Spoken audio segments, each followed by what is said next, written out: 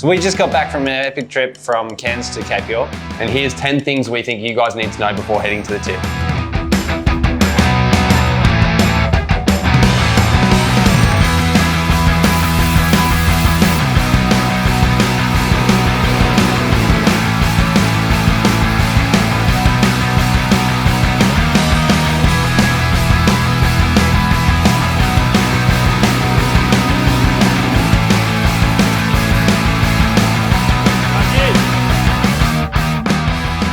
Okay, so first off the bat is hydration. Obviously, hydration is really important.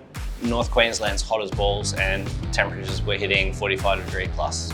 Yeah, so that being said, we had our camelbacks on. We had the biggest hydration systems possible because you don't know how long in between refilling there was. So we were drinking up to 8 litres of water a day.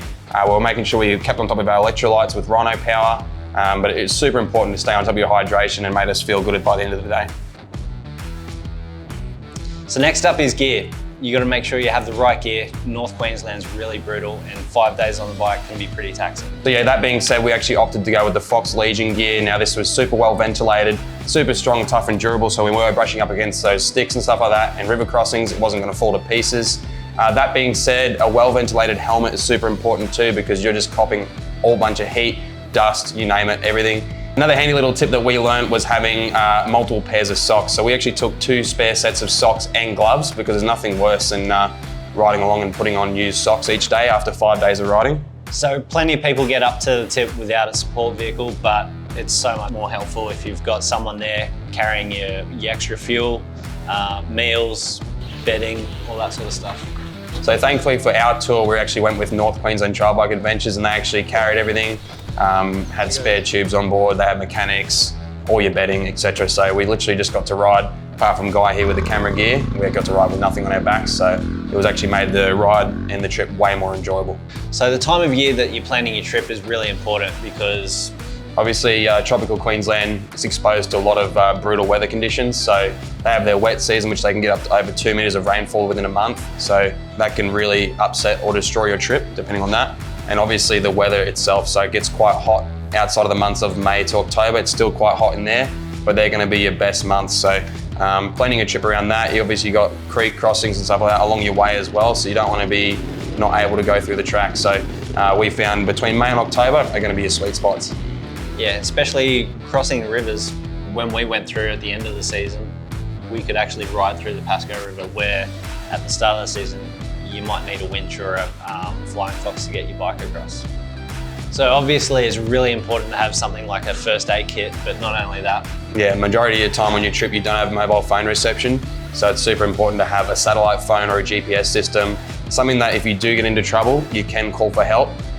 For instance, like on our trip on the Starkey, we were well away from any personal help, any hospitals and stuff like that. So if we did have an accident, it would have to be a chopper to come get us. And the only way to notify a chopper would be via satellite phone. So it's super important. So if you're heading up to Cape York without a tour group or tour guide, it's really important to plan out your trip just to make sure you don't miss out any of the hidden gems along the way. It's places like Elliott Falls, Fruitbat Falls, Archer River Roadhouse, Pasco River, Starkey Track, Lions Den, Creb Track. Shotgun. Shotgun. Yes, shotgun. Shotgun. Oh, the croc tent. Make sure you stop in at the croc tent. That's just a few of the places that we checked out on the way up on our trip, but there's plenty more. So you're traveling well over 1,500 kilometers when you're traveling from Cairns to Cape and you're exposed to a lot of different terrains. So that can be up to rocks, sticks, debris, stuff jumps out at you. You've got bull dust, sand, you name it. Your bike and your body are put through the absolute limit.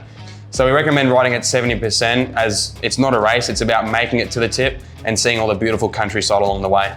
So making sure your bike is ready to go and going to make the whole distance. It's well over 1,500 Ks all the way to the tip. So yeah, having stuff like air filter skins on your bike because your bike's going to be choking on dust all day for up to 8 hours a day, 6 days. So we actually managed to make it there with 1 set of tyres. So we didn't actually change tyres, but we did have a fair few flats. So stuff like tubes, keeping on top of your chain lube, all that little basic bike maintenance at the end of each day is super important to make sure you get to the tip.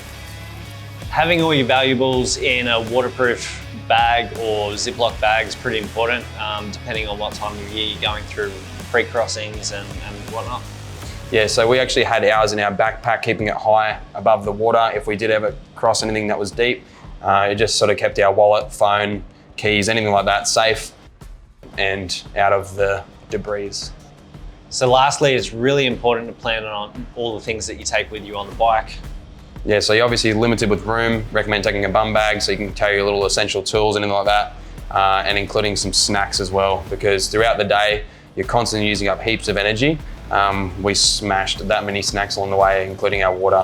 Especially if you're waiting for someone along the way. Yep, for sure. And then even when it got to lunchtime or dinner time, you were starving. So snacks are super important. And it probably goes without saying, you need to take lots of photos along the way. Maybe a GoPro, take heaps of photos with your camera, your phone. And go with a mate, that's another thing. Make sure you go with a friend that you can enjoy the whole experience, not Guy Streeter. So if there's anything else you want to know about our trip or questions, make sure you leave a comment below. Yeah, we're happy to make a video on those ones. And if you want to watch our Cape York video, make sure you click it over here. That way you can watch our full trip and our 6 days on an epic tour to the tip.